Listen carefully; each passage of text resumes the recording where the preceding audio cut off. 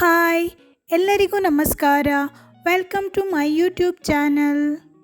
ಜೀಗುಜ್ಜೆ ಸೀಸನಲ್ಲಿ ಜೀಗುಜ್ಜೆ ಪಲ್ಯ ಮಾಡದಿದ್ದರೆ ಹೇಗೆ ಅಲ್ವಾ? ತುಂಬ ರುಚಿಯಾದಂಥ ಜೀಗುಜ್ಜೆ ಪಲ್ಯವನ್ನು ಹೇಗೆ ಮಾಡೋದಂತ ನೋಡೋಣ.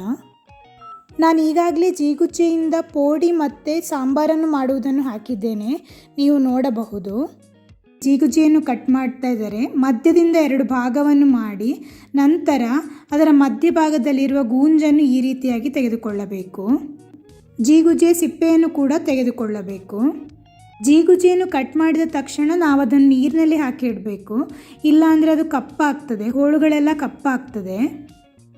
ನಿಮಗೆ ಬೇಕಾದ ಆಕಾರದಲ್ಲಿ ಕಟ್ ಮಾಡಿಕೊಳ್ಳಬಹುದು. ಈಗ ಒಗ್ಗರಣೆಯನ್ನು ಹಾಕೋಣ. ಸಾಸಿವೆ, ಉದ್ದಿನಬೇಳೆ ಮತ್ತು ಒಣಮೆಣಸನ್ನು ಹಾಕಿ ಸಾಸಿವೆ ಎಲ್ಲ ಸಿಡಿದ ನಂತರ ಬೇವಿನ ಸೊಪ್ಪನ್ನು ಹಾಕಿ ನಂತರ ಹೆಚ್ಚಿಟ್ಟುಕೊಂಡಿರುವ ಜೀಗುಜ್ಜೆ ಹೋಳುಗಳನ್ನು ಹಾಕಿಕೊಳ್ಳೋಣ. ನನ್ನ ವಿಡಿಯೋಸ್ ನಿಮಗೆ ಇಷ್ಟವಾಗ್ತಾ ಇದ್ದಲ್ಲಿ ಲೈಕ್, ಶೇರ್ ಹಾಗೂ ಸಬ್ಸ್ಕ್ರೈಬ್ ಮಾಡಲು ಮರೆಯಬೇಡಿ. ಈಗ ಚೆನ್ನಾಗಿ ಮಿಕ್ಸ್ ಮಾಡಿ ನಂತರ ನಾವು ಉಪ್ಪು, ಅರಿಶಿನ ಹುಡಿ ಹಾಗೂ ಸ್ವಲ್ಪ ಬೆಲ್ಲವನ್ನು ಹಾಕಿಕೊಳ್ಳೋಣ. ನಿಮ್ಮ ಖಾರಕ್ಕೆ ಅನುಗುಣವಾಗಿ ಮೆಣಸಿನ ಹುಡಿಯನ್ನು ಕೂಡ ಹಾಕಿಕೊಳ್ಳಬೇಕು. ಒಮ್ಮೆ ಎಲ್ಲ ಚೆನ್ನಾಗಿ ಮಿಕ್ಸ್ ಮಾಡಿ ಜೀಗುಜ್ಜೆ ಬೇಯಲು ಬೇಕಾದಷ್ಟು ನೀರನ್ನು ಹಾಕಿ ಚೆನ್ನಾಗಿ ಮಿಕ್ಸ್ ಮಾಡಿಕೊಳ್ಳೋಣ. ನಾನಿಲ್ಲಿ 1 ಲೋಟದಷ್ಟು ನೀರನ್ನು ಹಾಕ್ತಾ ಇದ್ದೇನೆ.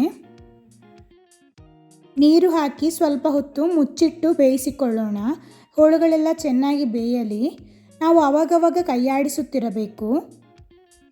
ಜೀಗುಜ್ಜೆ ಹೋಳುಗಳೆಲ್ಲ ಬೆಂದು ನೀರು ಆವಿಯಾಗ್ತಾ ಬಂದ ಹಾಗೆ ಕೊನೆಯಲ್ಲಿ ನಾವು 1 ಕಪ್ ಕಾಯಿ ತುರಿಯನ್ನು ಹಾಕಿಕೊಳ್ಳೋಣ. ಚೆನ್ನಾಗಿ ಮಿಕ್ಸ್ ಮಾಡಿಕೊಳ್ಳೋಣ. ರುಚಿಯಾದಂತಹ ಜೀಗುಜ್ಜೆ ಪಲ್ಯ ರೆಡಿಯಾಗಿದೆ. ಮಧ್ಯಾಹ್ನದ ಊಟಕ್ಕೆ ತುಂಬ ರುಚಿಯಾದಂತಹ ಪಲ್ಯ. ಜೀಗುಜ್ಜೆಯಿಂದ ಬೇರೆ ಬೇರೆ ರೆಸಿಪಿಗಳನ್ನು ಮಾಡಬಹುದು. ಜೀಗುಜ್ಜೆ ಪೋಡಿ ಮತ್ತು ಸಾಂಬಾರನ್ನು ನಾನು ಈಗಾಗಲೇ ನನ್ನ ಚಾನಲ್ನಲ್ಲಿ ಹಾಕಿದ್ದೇನೆ, ನೀವು ನೋಡಬಹುದು. ಲಿಂಕನ್ನು ಡಿಸ್ಕ್ರಿಪ್ಷನಲ್ಲಿ ಹಾಕಿರುತ್ತೇನೆ, ನೀವು ನೋಡಬಹುದು. ನನ್ನ ವಿಡಿಯೋಸ್ ನಿಮಗೆ ಇಷ್ಟವಾಗಿದೆ ಅಂತ ಭಾವಿಸುತ್ತೇನೆ. ಇಷ್ಟವಾದಲ್ಲಿ ಲೈಕ್, ಶೇರ್ ಹಾಗೂ ಸಬ್ಸ್ಕ್ರೈಬ್ ಮಾಡಲು ಮರೆಯಬೇಡಿ. ಧನ್ಯವಾದಗಳು. ಮುಂದಿನ ವಿಡಿಯೋದಲ್ಲಿ ಸಿಗೋಣ.